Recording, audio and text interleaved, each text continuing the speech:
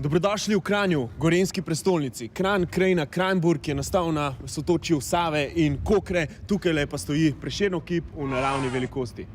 Kranj je mesto, kamor slavni hodijo umirati. Prešeren, Jenko, Tupak, no, Prešeren in Jenko. Ne moremo mimo kulinaričnih znamenitosti tega kraja. Nasproti Slovenskega trga stoji največja kremšnita na svetu. En izmed naju bo ostal v sedanjosti, drug pa bo šel v preteklost. Zmagovalec ostane v letu 2016, poraženc pa gre v 70. Žiga gre v preteklost.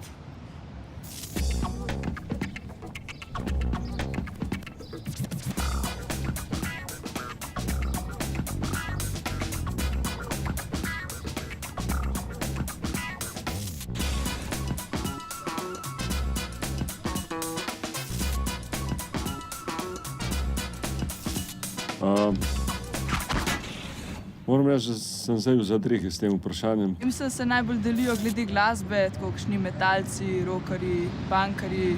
Edina taka subkultura, ki se je spomnim, bilo tako malo hipijevstva. V bistvu hobijev ni prav veliko, ni časa zane. Drugače pa kakšen šport, jaz predvsem jogo ali pa pilates. Jaz sem v srednji šoli trenirala odbojko. Redno pa hodim na šilo, na improligo. Pozdravljeni v oddaji TV Dnevnik. Sva Katja in Liza. Danes bomo govorili o delfinih. Delfinih, ki so pobegnili.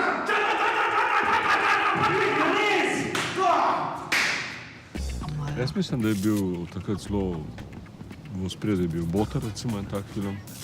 To bolj mamice pa oči gledajo. Ne vem, drugače, ful bolj serije, pa YouTube, pa to, ne toliko filmov. Vem pa, da sva šla na prvi zmenk v kino, ampak seveda tudi pojma nimam, kaj sva gledala. To ni bilo pomembno, ne?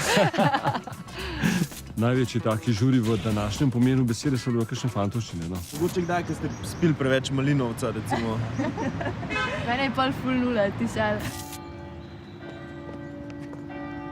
Hoja po mostu Kokrškem, po ograju, recimo. To sta vidva izvajala. Ne, jaz ne hodim na fantov. V 70-ih je video ubil radio. Tako kot danes internet ubija televizijo. Danes je TV ekrane nadomestil YouTube. Tudi v Kranju so se hipijem rodili hipsterji. Obleke so ostale iste, si pa urejajo pričesko, brado in se pogosteje tuširajo. In kako so ti bila 70-ta?